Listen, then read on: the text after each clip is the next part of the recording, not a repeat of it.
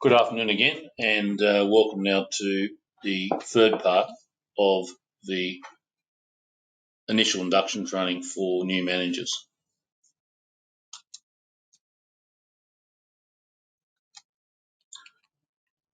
Waiting for this to respond again.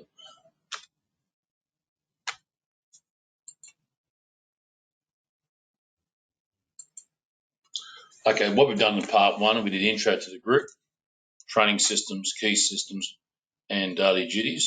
In fact, we haven't done key systems yet. We're going to do key systems at the end. And then what we did in the next part of the presentation, we did front of house and back of house. And you would have done this over 3 different presentations. So we now get to our last part, which is part 3 of the manager induction training, and that is head office functions, HRM and building management. As I said, we're just touching on each of these functions today, and we're going to go into more detail in the intermediate training when we do each module. So how's it going so far, Michelle? What have you learned? Yeah, I think it's going extremely well, and I think that these training videos are going to be extremely valuable to our training. What did you agree? Yeah, I agree. I think it's going to help the managers for their day-to-day operations. Okay, that's great. Okay, so hopefully too, I know this is fairly laborious, but I mean, hopefully you're listening to things and you're picking up stuff. Okay, so firstly, how do we structure our accounts in the properties? We have actually 3 accounts for each property. We have a holding account, and that's where all the money goes into. And that's where you do your freeways from. And what you should be doing is downloading the National Bank statements, and that's the statements we look at, which is the holding account. What then happens is that we then transfer money from the holding account into the operating account, and you don't see those operating accounts. They're the ones which Marina sees as the financial controller. And then we also have local accounts too. Now most of those local accounts have now been suspended, because most of those, we don't use the local accounts anymore, but we used to have local accounts where we used to use them for any of the floats and all of that sort of stuff. And I think there's still a few local accounts. All rental receipts to be banked daily into the holding account. All financial paperwork to be uploaded to SmartFold at least twice a week, always on a Sunday, and should be loaded as soon as we get it. And day-to-day accounting is done through RMS. We also use Reckon, which is our main financial system, to produce the chart of accounts. We also have a spreadsheet system as well. And in fact, you'll see the spreadsheets on a fortnightly basis. So as soon as we finish the wages, we always produce a spreadsheet which then gets sent out to each of the managers. The credit card. You need to upload the invoices on the credit card, the receipts I should say, on the credit card at least once a week. Again, make sure it's done on a Sunday. But it's important not to put any personal expenses on a card. If you have got personal expenses on a card, then what you should then do is put a cash amount in to wipe out the personal expense. Also make sure it's fairly clear to the person who's doing the credit cards in that office that it is a personal expense. For example, if you go to Woolworths and you buy some groceries which you use for the breakfast room, and you also buy some groceries for yourself, then do it on 2 separate invoices. Do it one through the card for the stuff which is done through the business, and do one for your personal card, which is done one for your personal use. If done by mistake, then please reimburse. Separate personal invoices from work invoices. Do not use without the BSM permission for payments greater than $500. The credit card's there really for payment of incidentals and that, and also we do use a credit card a fair bit to pay tradies. So we don't want tradies to not come back to us because they're not paid on time. If you're using the card pay invoices and load it in the SmartFold, make sure we don't end up paying using the credit card pay an invoice, and then we then don't let us know. What's going to happen is we're going to pay it twice then, which is a major problem for us. Cash. Should be no cash. Okay. If there is, then we need to provide a daily summary supported by end of day receipts. Deposit each night must be put in individually. Cash policy towards stealing is obviously, there should be zero tolerance towards stealing. And banking must be done at least twice weekly. Again, it's best just to not use cash. I keep on saying that in these presentations. Head office support. Well, we're there to support you, aren't we? Okay. Designed to minimise your time and efforts in terms of other areas. Managers to manage the business. We want you guys to be free to manage your business and look after the business and look after our guests and look after our property and look after the body corporate's requirements in terms of maintenance and all that sort of stuff. and being able to then to be able to get support from head office. However, from an accounts point of view, limit any calls to the accounts after 2 o'clock. Many calls that you want to make to accounts, make it between 8:30 and 2 o'clock rather than after 2, because I do need them to have time off so that they can actually get on and do the actual processing. And it's always very difficult when we've got lots and lots of calls coming in to be able to actually get on and actually do their records. And if we get interrupted, that's when the records don't get done. So I prefer people to make calls during the morning and then leave it to the afternoon essentially to let the head office leave alone.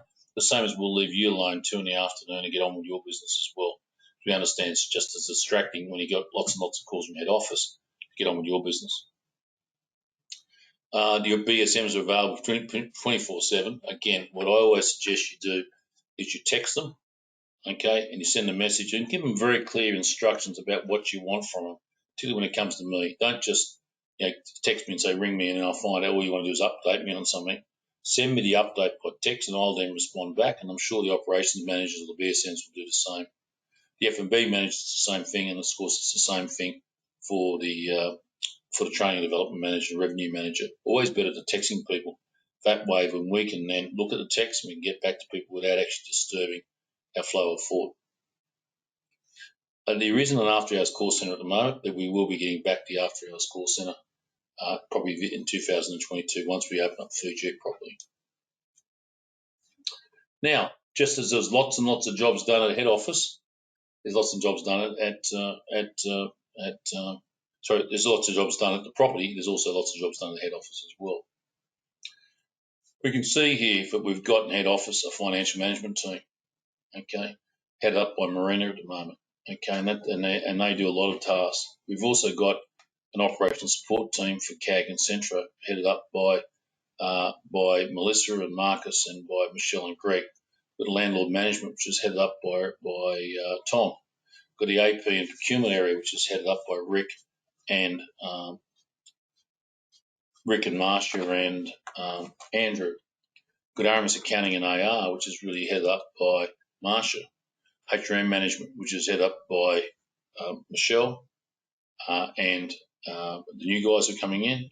Revenue and key account management is really headed up by Deb, okay, and assisted by the new sales and marketing manager and marketing manager. Sales and marketing, again, we both have both CAG and Centro for sales and marketing. Proper sales and corporate is headed up by my wife, who does all of the sales for the organisation. Facilities management and refurbishment currently headed up by Jane Small, and we're going to have to expand on that area a bit. Training development by Michelle. Administration done by really the whole team does administration, but it's headed up by Monica. Business planning and development is headed up by Nathan, obviously, is my 2OC. And then scattered throughout this, then there's a whole lot of business management systems and all that sort of stuff in IT, which is headed up by Matthew Armitage. Now, the legal management is also very important. Not sure why legal management's not there. Is it landlord and legal management, is it? Okay. No, you've got legal management. We've got legal management there too. Okay, that's obviously, we've got obviously John and also Joanne there as well. So we've got quite a big team in head office. In fact, the team in head office is about 28 to 30 people in terms of the support. Plus, of course, we've got Robert, who's the manager in Melbourne, Robert Sumpton, and obviously Gavin, who's the BSM in Melbourne. So they're also very important in terms of the overall organisation. So we're getting them to be a big organisation. We're getting our structures and procedures in place to be able to support you. Now, there's lots of relationship with the properties. You've got the linen suppliers relationship, and the linen suppliers are done by head office. The utility suppliers, Foxtel, Ergon, the amenities, the maintenance companies, okay, they've got a relationship with properties. And you should know about all of these particular things. And where you go to find them, you go to get them into Asana, and they should be loaded in Asana so you can see the linen contract, or they're going to be in Asana's the best place. You've also got employment companies which employ people, so not all people are employed by PGA or CAG. They might be employed for individual employment companies. Of course, some of us have got outsourced cleaners as well, and we have a contract with cleaners or contract with maintenance. We also, of course, have companies and travel agents. We have direct relationship with the properties. Usually going to be back through head office, booking channels, and then, of course, we've got all these other companies too which come in play to assist the properties. So there's quite a couple of key relationships with each of the properties. But again, you'll be through your BSM if you've got any concerns about it. Now, we did sort of cover this, I think, when we went through before, but this is setting up a company account. And it's very important to set up a company accounts because we actually do provide companies contracts. And again, Deb is the key person in all of this, supported by Lillian in terms of getting the head office approval and the company's advantage both parties in providing an account. Okay, if we want to set up an account, we send it to ar@primega.com.au. But again, we also put TBA in that area within RMS. Now, one of the functions which you do at head office is accounts receivable. So essentially, if you are not collecting the money and it gets to 60 days or 90 days, we sort of start getting involved because we're concerned about getting this in. At the moment, we're sitting on around $300,000 worth of accounts receivable, which are 60 to 90 days. It's far too much. And that's money which we're going to have problems collecting. That's money which we haven't done it properly, haven't collected credit cards, or the company's not paying. Some of the companies do take time. Some of the companies will take 90 days to pay. Okay, but it's a constant process of getting that money in. And of course, we've got our team and we're there to help you. So if you're having problems with any of your AR, then make sure you come to head office and talk directly to Andrew or to Marsha, and then they'll assist you in the AR collection. Administration HRM, new start procedures. Well, that's all done, as I said before, by your BSM, but also we've got Michelle, who's really going to be there to help you in training and probably a checklist and getting you on board. The mobile plan, work, all that sort of stuff's done by Matt Armitage. Okay, it coordinates a lot of those really good systems for us. Instant reporting, they go back through your BSM. Okay, all HRM contracts are done back through Michelle, or the BSMs, and then back through to me, and then I put on the Employment Hero system, which is our HRM system. Again, timesheets, we're going over some stuff which we already covered before, is signed off by the OSMs. Now, one of the things about administration HRM we haven't really covered, if you've got full-time people, you've got to put leave forms in, or non-attendance forms, we call them. And then when we do that, you'll see when we go through the system presentations, then you've got to record those into the various systems. We'll go through that in a minute and how that works. But it's very important to let me know what leave you've got coming up with any of the full-time people. And we've got to program it. It's got to be approved by us, because if it's not approved by us, we don't know how you're going to do it. If you're losing one of your GSAs for 2 weeks, we need to know how you're going to run the property without a GSA for 2 weeks. And in most cases, we're pretty thin on the ground, aren't we? Yeah. We haven't got lots and lots of staff, have we? And it's one of the reasons I don't really like full-time staff, is because basically when we've got full-time staff and they go on leave, they do go on leave. There's none to replace them. But sometimes I'd rather save 2 people on casual for 20 hours rather than one person put permanent for 40 hours. So at least when one of them goes on leave, you've got the other person to do more hours. Now, it's not so bad in places like Melbourne, where we've got a pool of people we can call on, and in Gladstone, and to a lesser extent, Lagoons. But it is bad in some of the properties where we don't have any sort of ability to pull in extra staff.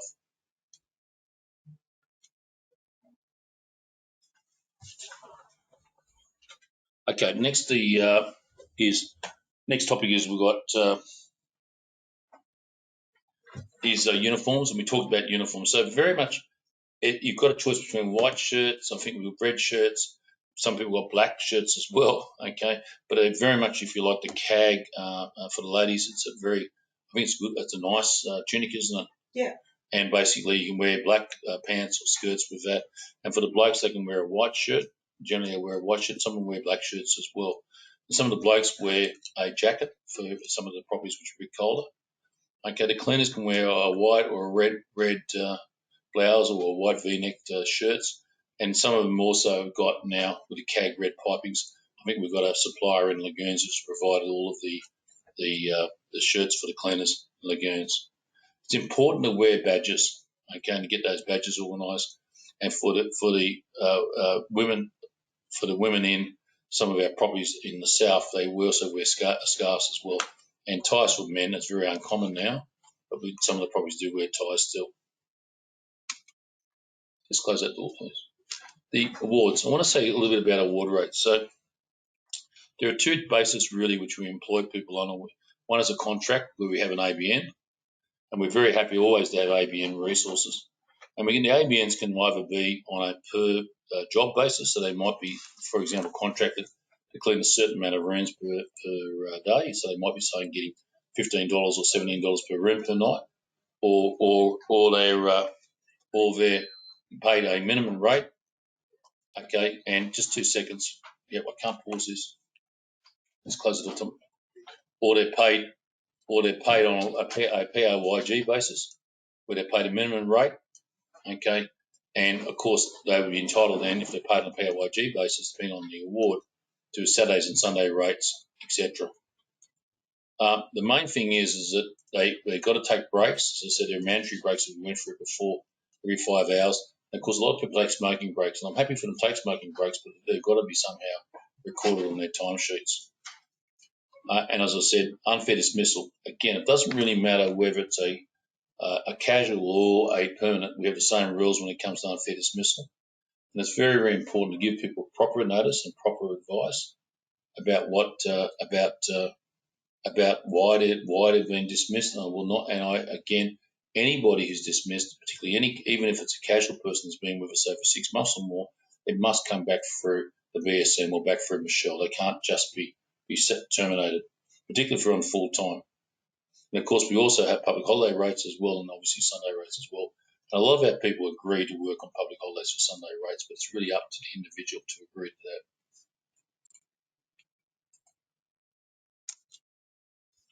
that. Alcohol in the workplace. Well, it's a no-no. And we have too many instances now of people who basically are intoxicated. And it's very, very important to ensure that they don't drink. If anybody comes to work intoxicated, then send them straight home. And make sure that they get the relevant warning the next day. If anybody's caught drinking on the workplace, they also should be sent home.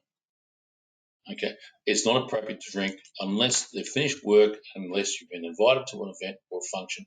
So what I want you to do is finish your shift and then go and have a drink. Okay, unless of course you've been invited to come and have a drink with me or one of the staff, one of the head office staff, because they're there and they want to do a visit and you've been invited to have a specific drink. Unders and overs is an important thing with us, is that we are a family company with family values. And sometimes there's unders and sometimes there's overs. And I think, to take an example, sometimes we have family and friends who want to stay, and even though they should be staying for a 20%, they should stay at our normal rate, less 20%. If you're given permission by the BSM or by me, they can stay at a lower rate if, for example, it doesn't affect the revenue of the property. So I know sometimes at Christmas and some of the properties, that's going to be the case. And that's what I call as the under. And sometimes you guys use your car for business purposes. Don't always charge me on the sheets, and that's the over. So I think what has to happen between all of us is a relationship. There's going to be things which you should charge me for, and there's going to be things I should charge you for, and hopefully they balance, and hopefully you feel as if it's the right sort of balance. And it's only when it doesn't become the right sort of balance it becomes a problem for me. Confidentiality. Well, I'm going to tell you a lot of information. I've given you a lot of information just in this presentations alone. And of course, a lot of this information I'm giving you is really very, very sensitive. And as CAG grows and as CAG becomes more of a force, if you like, out there, of course, we're going to be much more stricter about confidentiality, about the ability, for example, to work for other people. And there'll be also non-competitive clauses in our contracts, etc. But it's actually to be sensible about that, obviously, and but not to spread too much about what we're doing and what we're saying, not to share my financial information with people. I share a lot of information with you guys. So the other thing is too, is if you've got information, you think, well, Sid sent me a copy of the business plan and he's asked me to delete it, then get rid of it. Don't leave it on the computers. I had a situation just recently in Caloundra where somebody came in and there was a hell of a lot of information on the manager's computer, which went to all of our, I think it even had my own personal trusts for tax returns for some reason on that computer as well. Someone must have been working on it. Now, you've got to make sure you clear that stuff off that manager's computer. You don't store the stuff on those computers. That's why I'd rather have your laptop, and your laptop then stays with you. And all your confidential stuff stays on your laptop.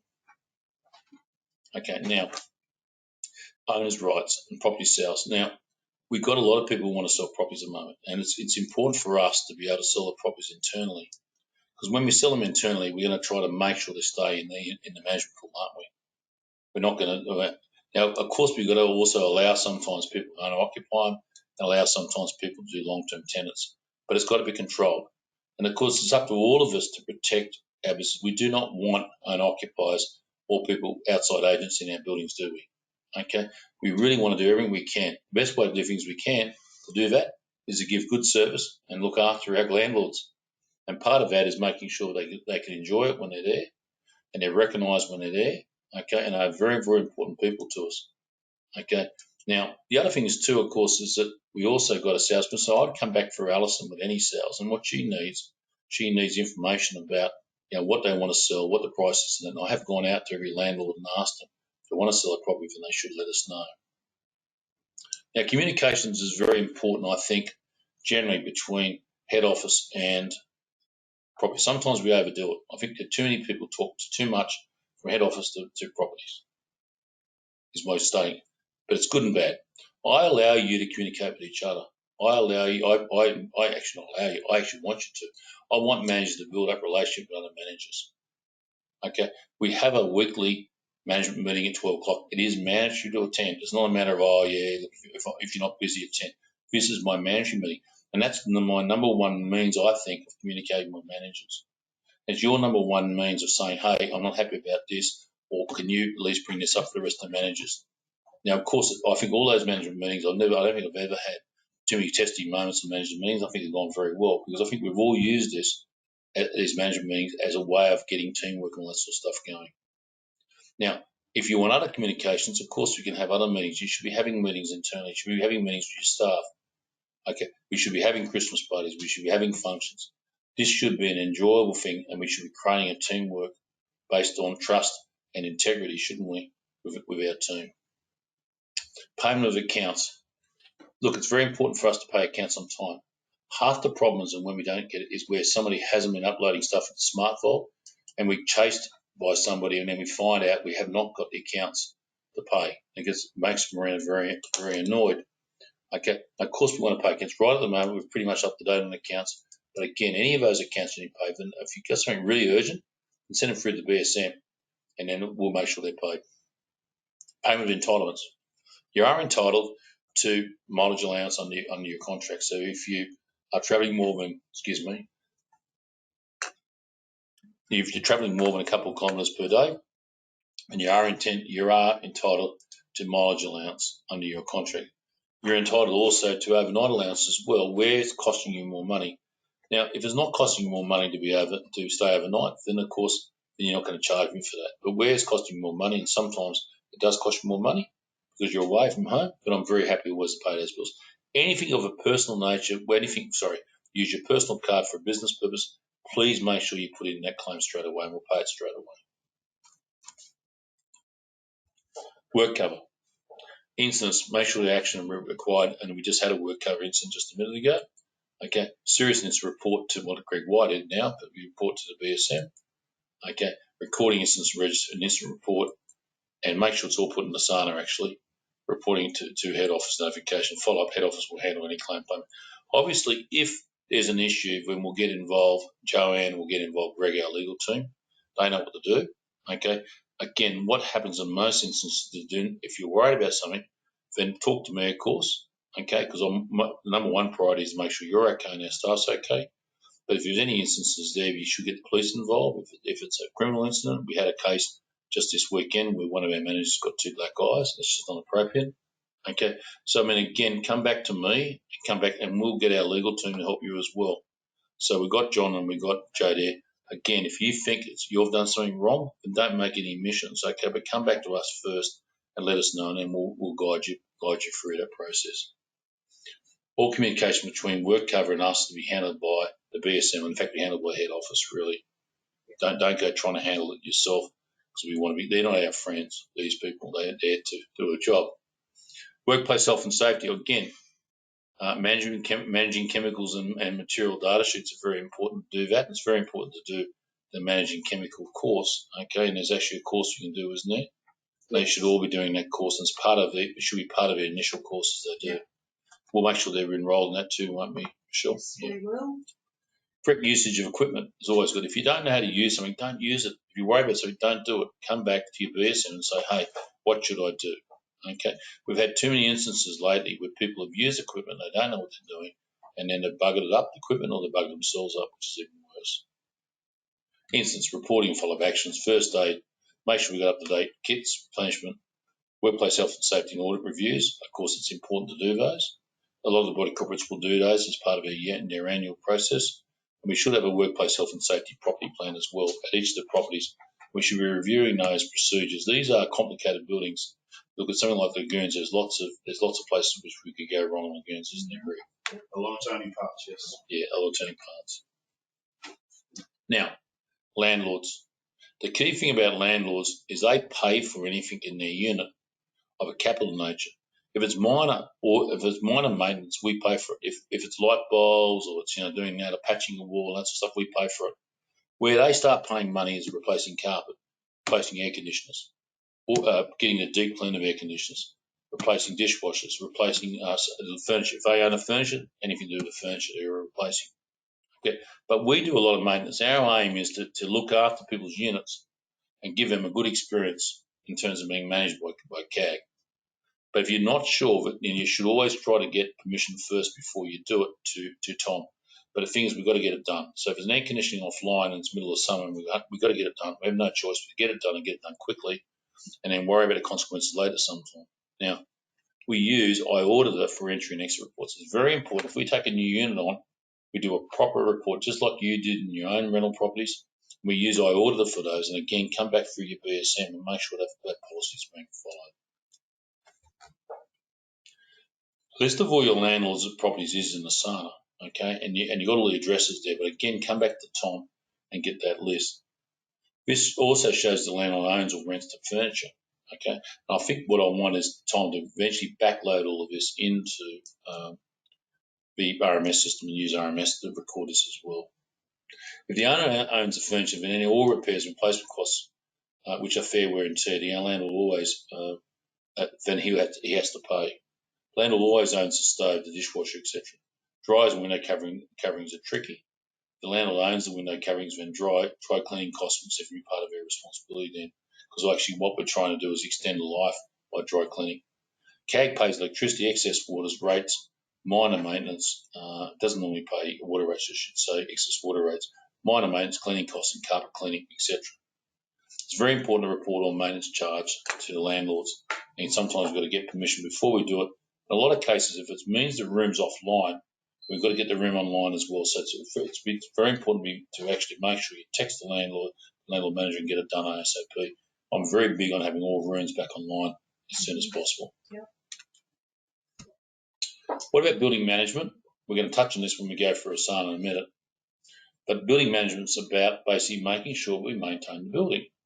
And of course, most of the buildings are in our case, are owned by got common area, and this is the common area, and this is the strata. Really, it's the body corporate's responsibility to maintain the building. It's our responsibility to maintain the internal units and our own lots. Okay, and we get certain money to look after it, or we get a caretaking fee and it's offset by a license fee. But the key thing about this is to follow our building management practices and be sensible about what we do. Okay, and understand what roles and responsibilities we have in terms of building management. Look at the key docs. There's a daily log we're going to do. There's a maintenance checklist we've got to do. Normally the maintenance checklist is going to be done weekly and then fortnightly or quarterly. Okay, and then we've got to make sure any invoices which are to do with the building management are sent to the body corporate. Okay, and that we follow basically the maintenance procedures which are in place. Okay, and we do all of that. The last thing I want to say really in this particular set of slides, it's not true, we're going to go into reporting in a minute, is a little bit about the food and beverage system. So our food and beverage system at the moment is done by Fidelta. And Fidelta has an interface with RMS. Okay, and basically it provides, if you like, the inventory control, ordering, payment, menu planning and purchasing, and provides, if you like, the RMS equivalent in the restaurants. And there is an interface between RMS and that. And I think for those ones who've got full-on restaurants, we need to go in a lot more detail on that. I just want to introduce you to that. But we do have a POS system, which is throughout our restaurants, which is integrated. I've talked a little bit about throughout the slides about our reporting, okay, and a little bit about some of the things here. So we should be daily. We should be any problems should be reported to our ops manager. We should reach out to head office staff after. Before lunch and after lunch. We should keep log books and maintenance books up to date, and we should do end-of-day processing and reporting. Weekly, we talked about the stuff particularly important what we do on the Sundays. Most of it's done is on the Sundays, isn't it? Which we've got to do. Monthly reports, we're mainly doing the sales and marketing reports and the building management reports. Quarterly, we're doing probably going through the business plans, and then yearly, half-yearly, we're looking at remuneration review, performance appraisal, and we're reconciling outstanding accounts with head office.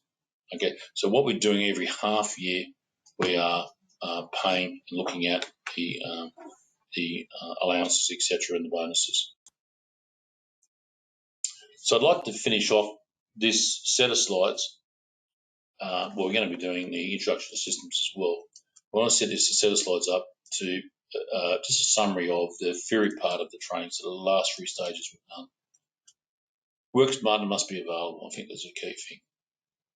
So, you know, it's important to be available on your phone, to be around the property, to make sure that you don't leave it completely unattended. Good signs up if you're not in the reception during reception hours. Customer service is very important, okay? And unfortunately, customer service and alcohol don't always mix. So, you know, if you had a few sherbets, then basically you got to be very careful how you answer the phone, don't you? You know what I mean? And I know it's hard. No cash. No one work within the plan. So you got to know your plan and know what expectation the plan is. The 80-20 rule is very important to me, which is the 80-20 means 80% of our results come from 20% of our effort. And that's very important when it comes to local marketing too. A lot of stuff we can do in local marketing. But in fact, if we just think about those 5 things which are important in terms of local marketing, that'll probably satisfy the 80-20 rule. Don't split the small stuff. It's not enough to be perfect. Okay? Zero tolerance to stealing from the owner, it's just me. Don't steal from me. Okay, if you've got something, if you're worried about something, let me know. Okay? Do not be afraid to admit problems. Don't be afraid to ask for help. Never be afraid of having a robust discussion with me. I won't hold it against you. Okay? And I'd rather have it with me than have it with with my staff and doing it behind my back. So I'd rather have an open relationship with all my managers and all my staff. Revenue is the most important part of the profit and loss statement. When I asked you how you're going, I don't really care how you're going. One might, if you've been sick. But I really mean, what's the revenue of your property? So I ask you how you're going, you say, see, we're going well, we're on forecast of 90,000. Because everything's based on revenue. I know that basically RevPAR is important, so the occupancy and all that stuff, because that drives our cleaning costs. But realistically, it's about revenue. I can tell you right now pretty much what the revenue, what our forecast is for each of our properties, and I can tell you in a week's time how we're going against that forecast, because that's the information that's important to me. I can tell you that we're $2 off our revised business forecast for December, which is a fantastic result, wasn't it, as a group? We had some properties which were well down, but we had a lot of properties which were well up. And I can tell you now, I think we're going to be about 200,000 below our forecast for January, but we may be wrong. And by the time you hear this, it could be a year later, okay? But I'm just telling you a little bit about what we do with forecast. And of course, we're going to be talking about this in every meeting we do. Every one of our management meetings, we generally talk about forecast and how we're going and where we're up to. No problem having a robust discussion with me or the BSM. Just don't do it with the rest of the staff. Remember, we're all part of the one team. Be realistic of what influence you have on the overall result. I often tell my managers that a really good manager can influence the results by 20%, and a bad manager may actually influence the result by 20%. And that's a big difference, isn't it? Because if the overall normal revenue is $100,000 and a good manager turns 120, a bad manager then means we only get 80,000 just by maybe closing out early, not taking the bookings, not doing things properly, having not answering the reviews properly, all that sort of stuff that a bad manager will do. Okay, then basically what's going to happen is I'm going to get 20,000 less per month. But because he's not a good manager, I'm going to get 20,000 less again, so I'm getting 40,000 less. Now $40,000 less times 12 is actually $500,000. That's a lot of money. And so that's what we're trying to do. We're trying to really see. Now you can't then be expected, however, to turn a $100,000 property into a $300,000 property. That's just not going to happen. So there's more scope in some of our properties to improve in the bottom line, but all of these properties are important because we can improve one property by 20 grand. Well, there straight away, there's 20 grand is 240,000 more to our bottom line as a group, and it's going to be a big influence. So every property is important, and just because your property is not turning over, $5 million a year doesn't mean it's not an important property. Okay, so you're going to do some practical trainings, and we're going to go through and have a look at some of these systems now. RMS, Asana, ProPros, Google Application, Smartphone, and online banking. Now, before you're deemed competent, you have to have enough skills to get through assisted for the first 2 months, basically, from this course. This course is only one part of it. There should be a formal process to get the intermediate training done in a year. So once you've done this and you've been deemed competent in terms of initial training, then we'll put you on the pathway to the intermediate training. And then we'll develop a plan for future training development. You might do some more advanced courses. Again, go back to this very daunting on-site management task, isn't it? Lots of things you got to do. You can't remember the 80-20. You can't be an expert everywhere. You got to call out for help. Okay, and our good managers are the ones who work in with us and get the best out of head office by actually being friendly to head office and vice versa. The best head office people are the ones who are friendly back as well. We've got a lot of functions to do at head office as well, which we're here today to help you and make sure that your job's easier. And we do actually, as a team, then get to where we've got to get to. And it's been a great result. CAG has been a great property, a great company in the last couple of years. We've got through all the issues with CAG, and we'll get through this next year as well. Okay, so what I'm going to ask you, BSM, to do is review all your quiz results. You've got to do the last quiz now. Okay, complete the competency checklist, and then there's a whole a series of questions and that they're going to ask and check to see whether you're competent, both from on-job training as well as through the quizzes. And then you're going to go through that for an interview with each of the managers. And obviously, also, I hope if you haven't already got up to the head office, you get up to head office ASAP, and we can actually meet face to face and go through some of the issues you've got. So thank you very, very much for your attention. I know it's been a long course, and hopefully you're going to get something out of this new format. It may take you a week to get to this stage, and then it will take you some time, I think, to get to a stage where you say, look, I'm happy and I'm comfortable, I know the systems. We'll work with you until that spot. So thank you very much. Thank you very much, Michelle and Greg, for attending the course. Thank you.